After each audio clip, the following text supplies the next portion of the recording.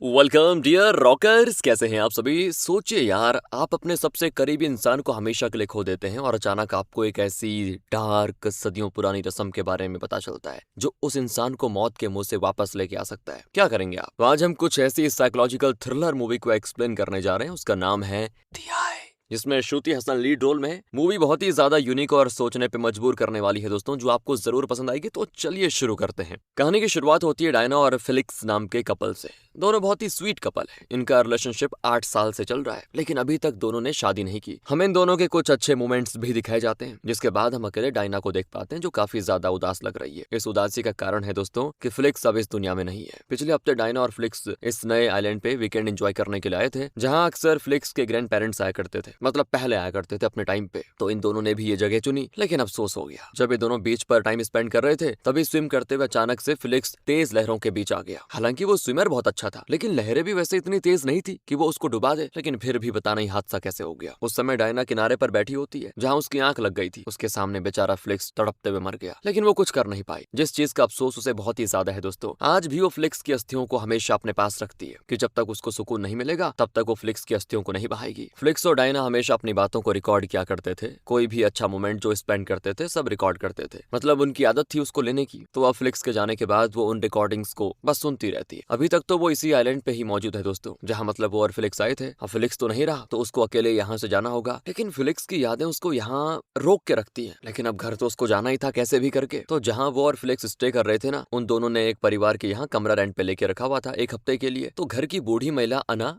Diana से कहती है कि अकेली आई हो, फ्लिक्स कहाँ है? तो वो झूठ कह देती है कि फ्लिक्स को काम आ गया था, वो चला गया, मैं भी कल तक चले जाऊंगी। डायना यहाँ पर एक चीज नोटिस करती है दोस्तों कि अना का पति पिछले हफ्ते तक एकदम नॉर्मल था, लेकिन आज अचानक उसको बहुत ही मतलब बीमार लग रहा है वो, जिसको पानी पीने के लिए भी अब सहारा लेने की जरूरत पड़ रही है। लेकिन डायना तो खुद परेशान है, इसलिए वो इन बातों पर ज्यादा ध्यान नहीं देती और रात को फ्लिक्स की अस्थियों को अपने करीब रखकर सोने की कोशिश करती है। तो उसको डरावने सपने आने लग जाते हैं, जिससे वो और भी ज्यादा परेशान हो जाती है। सपने में क्या होता है कि अक्सर उसको फ्लिक्स नजर आता है, जो उससे मांगता है मदद, लेकिन डायना उसकी मदद नहीं कर पाती। अगले दिन जब उसकी आंख खुलती है ना, वो देखती है कि उसके सामने एडम नाम का बच्चा खड़ा है। डायना उसको पहचानती नहीं, तो एडम बताता है कि अना मेरी नानी है, मैं यहीं पे रहता हूँ। आपने शायद मुझे नोटिस नहीं किया होगा, आप नए नए आए हो ना रेंट पे, इसलिए आपसे मिल नहीं पाया। अब इस बच्चे की बात करूं तो ये करीब 10 से 12 साल का होगा, जो बहुत ही अच्छे और प्यार से डायना से बात कर रहा होता है, जो देखकर दोस्तों कुछ पल के लिए ही सही, लेकिन डायना को थोड़ा सा अच्छा महसूस होता है। इसके बाद वो अपना सामान पैक करके घर से निकलने की तैयारी करती है, लेकिन तभी वो देखती है कि पूरा कमरा पानी में डूब रहा है, मानो वो खुद भी डूब जाएगी। लेकिन अगले पल सब कुछ नॉर्मल हो जाता है, क्योंकि अब क्या हो रहा है ना दोस्तों, डायना को जगते हुए भी भ्रम हो रहा है। वो हिम्मत करके घर से बाहर निकलती है, जहाँ थोड़ी दूर आते ही उसको एक बकरी का बच्चा भागते हुए नजर आता है, जिसे एक बूढ़ी महिला पकड़ने की कोशिश कर रही होती है। तो वो डायना से कहती है कि बच्चे को पकड़ो जरा। डायना पहले तो नहीं पकड़ती, लेकिन फिर बकरी के बच्चे को पकड़ने चली जाती है और काफी मेहनत के बाद वो उसको पकड़कर बुढ़िया को दे देती है।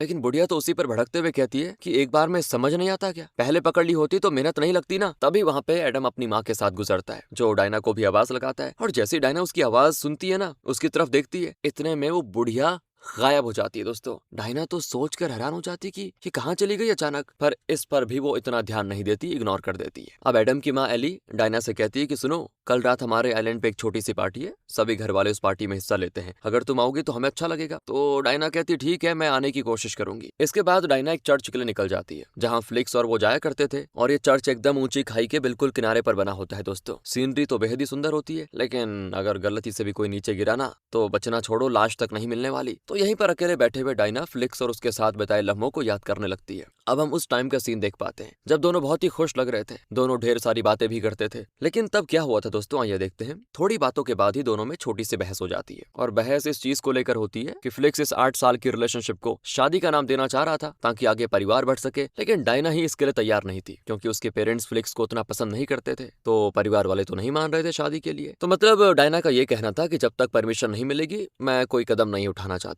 अब बेचारा फ्लिक्स चुप हो जाता है ये सुनकर कि ठीक है, जिसमें तुम्हारी खुशी वही करेंगे हम। तो अब ये सारी चीजें याद कर करके डायना का दिल बहुत ही ज्यादा उदास हो जाता है। घंटों वहां बिताने के बाद वो चर्च से बाहर आ जाती है, लेकिन जैसे वो आगे बढ़ती है, एक बार फिर से उसको वही बुढ़िया नजर आती है, जो डायना से कहती है कि इधर आओ, मुझे तुम्हारी मदद चाहिए। तो डायना जाती है उसके पास में, जहाँ वो बुढ़िया उस बकरी के बच्चे की कुर्बानी देने वाली थी, वही बच्चा जिसको डायना ने पकड़ा था, और डायना के सामने वो बुढ़िया बच्चे को काट देती है। डायना को पहले तो थोड़ा अजीब लगता है, लेकिन जैसे ही वो वहां से जाने वाली होती है, बुढ़िया एक हैरान कर देने वाली बात बात उसको बताती है कि जिन अस्थियों को तुम संभाल के रख रही हो उसे तुम्हें फेंकने की जरूरत नहीं है, क्योंकि तुम फिलिक्स को वापस लेकर आ सकती हो। हाँ, मेरी बात सुन लो। तो डायना हैरान कि बुढ़िया पागल हो गई है क्या? तो बुढ़िया कहती है, आय सुना है ये नाम?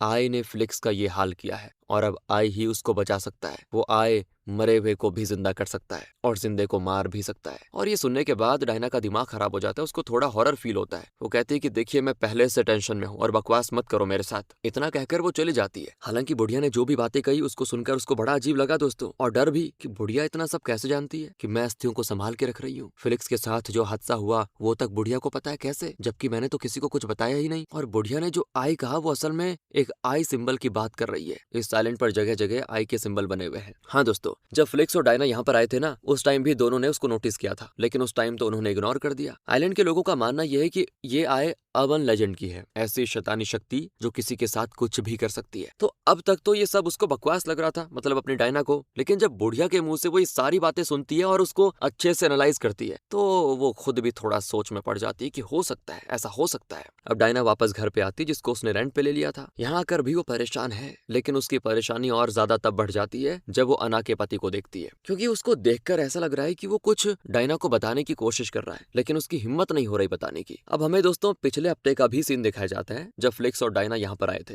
तो बहुत ही बढ़िया तरीके से अन्ना और उसके पति ने दोनों का वेलकम किया था। लेकिन आज अन्ना के पति की ऐसी हालत देखकर वो सोच में पड़ जाती है, और जब अन्ना से पूछा जाता है ना, तो वो सिर्फ इतना बताती है कि मेरे पति को दौरा आया है इसलिए ऐसी हालत हो गई है। तो डायना क्या करती है, चुपके से अन्ना का कमरा चेक करने लगती है कि कहीं अन्ना ने कोई राज तो नहीं छुपा के रखा हुआ। लेकिन तभी वहाँ पे अन्ना के आ जाने पर वो कहती है कि अरे मेरी थोड़ा चोट लग गई थी तो मैं बैंडेड ढूंढ रही थी। अब दोस्तों डायना को थोड़ा शक तो हो गया है कि कुछ तो है इस आइलैंड पर जो गड़बड़ी कर रहा है, जिसकी वजह से फ्लिक्स को अपनी जान से हाथ धोना पड़ा। कुछ तो है, क्योंकि एक अच्छा स्विमर अचानक डूब कैसे सकता है, जरूर किसी ने कुछ किया होगा। दोस्तों इस तरह की बातें अब उसके दिमाग में चलने लग जाती है, इसीलिए वो एली के पास आती है और उससे इस आई के बारे में पूछती है कि मैंने देखा आइलैंड पर सभी आई से काफी ज्यादा डरते हैं, हर तरफ उसी का सिंबल बना हुआ है, तो आखिर इस आई का मतलब क्या है? तब एली बताती है कि आइलैंड के लोग आई पर बहुत ही ज्यादा यकीन करते हैं। लोगों का मानना है कि आई एक मरे हुए इंसान को वापस जिंदा कर सकती है, लेकिन इसकी बहुत ही बड़ी कीमत चुकानी पड़ती है, मतलब किसी दूसरे इंसान को बलि का बकरा बनना पड़ता है। अगर कोई इंसान एकदम घायल हो, मरने वाला हो या मर ही क्यों ना गया हो, अगर किसी अच्छे भले इंसान की बलि आई को दे दी जाए तो मरा हुआ इंसान तो जिंदा हो जाएगा, लेकिन जिसकी बलि दी जाएगी वो मर जाएगा। मतलब बलि देने वाले इंसान की जिंदगी मरे हुए इंसान के अंदर चली जाएगी। डायना को यकीन ही नहीं होता कि ऐसा भी कुछ होता है क्या। तो एली कहती कि मैं तो ऐसी चीजों पर बिल्कुल भी भरोसा नहीं करती। पर एडम कहता है कि सुनो, मैंने जॉर्ज अंकल को देखा है, हमारे आइलैंड में ही रहते हैं वो। एक दिन अचानक से वो बहुत ही ज्यादा बीमार हो गए थे, उनकी जान तक चली गई थी, उनके फ्यूनरल का भी बंदोबस्त हो गया था, लेकिन फिर अचानक से वो जिंदा हो गए, वो भी एकदम से फिट, मानो कुछ हुआ ही ना हो। तो एली अब एडम से कहती है कि क्यों बकवास बातें करके डायना को डरा रहे हो। वो डायना से खुद कहती है कि देखो इसकी बातें मत मानना, क्योंकि डॉक्टर ने, मुझे याद है जब ये जॉर्ज की बातें कर रहे हैं ना, जॉर्ज जब मरा था तो उसके अंदर थोड़ी बहुत जान बची हुई थी, ये डॉक्टर ने बाद में बताया, लेकिन मशीन ने उसको डिटेक्ट नहीं किया, इसलिए उसको मरा हुआ घोषित कर दिया। लेकिन किस्मत से उसको होश आ गया उसके फ्यूनरल से पहले ही। ये वैसे नॉर्मल सा हादसा था, तो इसको लोगों ने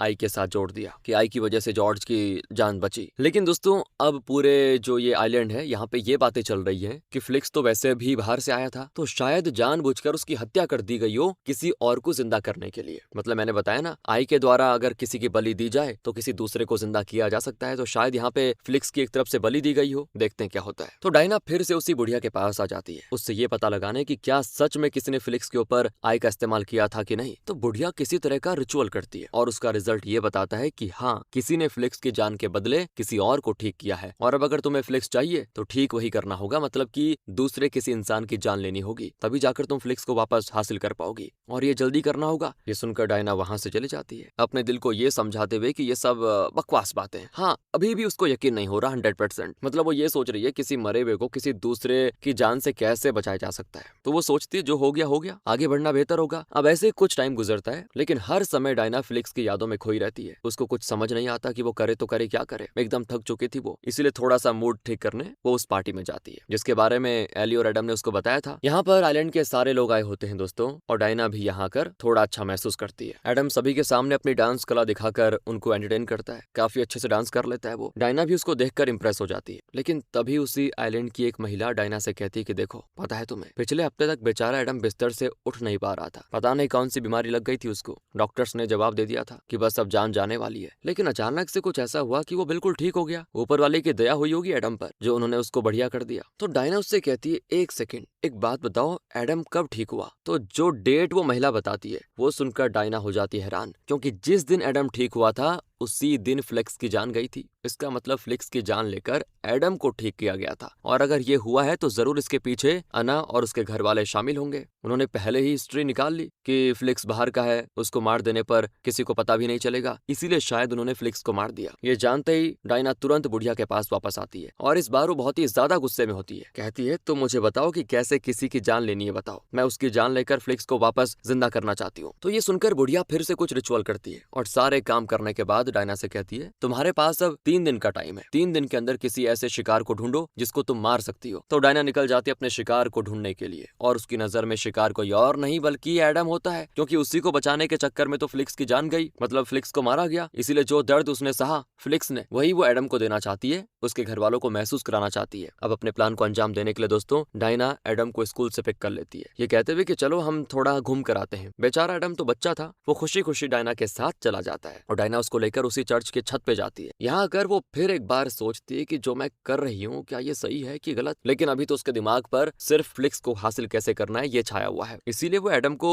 वहीं पे अपना डांस स्टेप्स दिखाने को कहती है। तो एडम भी बढ़िया तरीके से डांस करता है, और इसी डांस के दौरान उसका पैर फिसल जाता है। वो जैसे छत के नीचे खाई में गिरने वाला होता है तो डायना उसको बचा लेती है, क्योंकि नहीं यार, उसकी हिम्मत नहीं हुई यार उसको मारने की। तो अब दोनों घर आ जाते हैं। एडम सब बता देता है कि मैं खाई से नीचे गिरने वाला था, पर डायना ने मुझे बचा लिया। और एली समझ चुकी थी कि डायना करना क्या चाहती थी। वो डायना से कहती है, मेरे पति इस दुनिया से जा चुके हैं, अगर मुझे किसी को आई के जरिए वापस लाना होता तो उनको ला चुकी होती। तुम देखो हमारे बारे में गलत सोच रही हो, यही सोच रही हो ना कि फ्लिक्स को मारने में हमारा हाथ है। अब वो इसीलिए कह रही है दोस्तों क्योंकि एली जान चुकी थी कि फ्लिक्स अब मर चुका है, और बातों ही बातों में डायना ने उसको सब बता भी दिया था। तो इसीलिए एली उदास मन से कहती है, पति के जाने के बाद अब सिर्फ मेरा बेटा बचा हुआ है जिसके सहारे मैं अपनी जिंदगी गुजार रही हूँ। अगर उसे कुछ हो गया तो मैं भी जिंदा नहीं रह पाऊंगी, इसीलिए चली जाओ हमारी जिंदगी से अकेला छोड़कर। डायना को थोड़ा बुरा लगता है कि यार मैं क्या करने जा रही थी, लेकिन अब फ्लिक्स उसे कैसे भी करके चाहिए था, ये भी तो बात है, और वो ऐसे रुकने वाली नहीं थी। अगले दिन वो देखती है कि अन्ना अपने पति की चाय में कुछ तो मिला रही है, इसीलिए वो सीधे चाय गिरा देती है ताकि अन्ना जो भी करने वाली थी वो ना हो पाए। ये देखकर अन्ना को बड़ा गुस्सा आता है। वो डायना से अकेले में कहती है, तुम ये क्या कर रही हो? तुम्हें लगता है कि हमने कुछ किया है क्या? अरे हमने कुछ नहीं किया, कुछ करना होता तो मैं मेरे पति को ठीक कर देती। देखो ये आय बस एक अफवाह है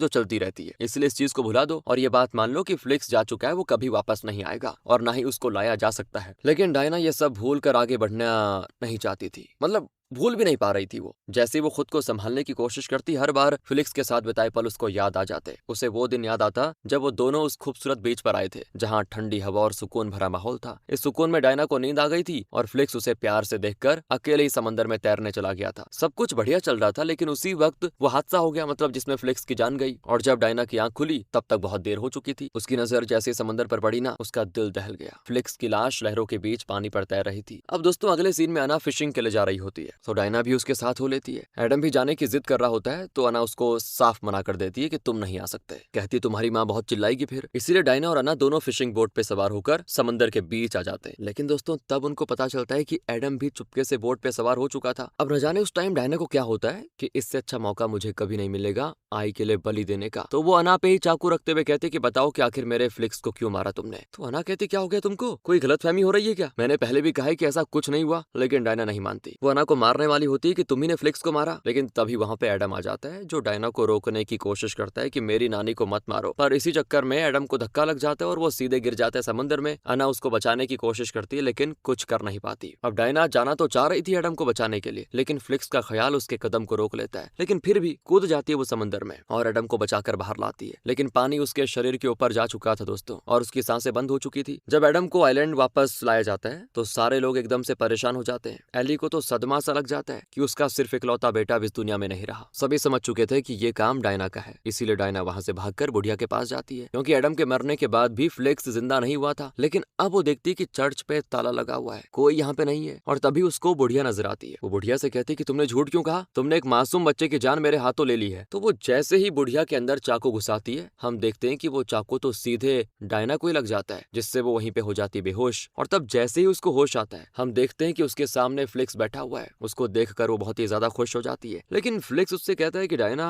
अब टाइम आ चुका है कि तुम आगे बढ़ो, तुम्हें अब होश में आना होगा, वरना हमेशा ऐसी ही रहोगी। अब डायना जाना तो नहीं चाहती थी, लेकिन फ्लिक्स उसको वापस भेज देता है। और तब हम डायना को हॉस्पिटल में देख पाते हैं, जहाँ जब उसने खुद को चाकू मार दिया था तो अन्ना और एली ने उसको हॉस्पिटल में एडमिट करवाया था। यहाँ डायना के सामने ही एडम बैठा होता है, जो उसके होश में आने का इंतजार कर रहा होता है, क्योंकि किस्मत से दोस्तों एडम की जान बच गई थी। और अब अन्ना एडम को वहां से लेके जाती है। किसी ने भी डायना से कुछ नहीं कहा होता, सिर्फ उसको बचाया है और अब उसको उसके हाल पे छोड़ दिया। यानी कि एक चीज क्लियर है, जो हमने अभी तक देखा आई के बारे में, वो सिर्फ डायना के दिमाग का बनाया हुआ वहम था। उस बुढ़िया का दिखाई देना, एली और एडम के आते ही गायब हो जाना, ये सब सिर्फ डायना के दिमाग में चल रहा था, जबकि असल में कोई बुढ़िया थी ही नहीं, चर्च भी बंद था। और जब पहली बार डायना ने आई के बारे में सुना तो उसके दिमाग ने खुद ही कहानी बनाना शुरू कर दिया। एली ने उसको बताया भी कि आई के बारे में ये सिर्फ अफवाह है, लेकिन डायना ने इन सभी को सच मान लिया और उसका सारा शक यकीन में बदल गया कि फ्लिक्स को जानबूझ के मारा गया होगा पक्का, जबकि असल में तो वो डूबने से मरा था। और जॉर्ज का वापस जिंदा होना भी इत्तेफाक था दोस्तों। एडम का ठीक होना किस्मत था और अन्ना के पति का बीमार होना भी एक हादसा था। सिर्फ मतलब सिचुएशन ऐसी बनी कि डायना के दिमाग ने समझ लिया कि फ्लिक्स के साथ गलत हुआ या उसको किसी ने जानबूझ के मारा, और इसी वजह से वो एडम की जान लेने वाली थी, लेकिन किस्मत ने एडम को बचा लिया। वरना आज फ्लिक्स के बाद एडम का भी गिल्ट डायना के साथ हमेशा हमेशा रहता। तो सारी चीजें बढ़िया तरीके से हो जाने के बाद फ्लिक्स की अस्थियों को बहा देती है और अब मूव ऑन करने को तैयार हो जाती है। इसी के साथ ये कहानी खत्म होती है। कैसी लगी बताइए। मिलते हैं आपसे अगली वीडियो में। ध्यान रखिए अपना। Thanks for watching.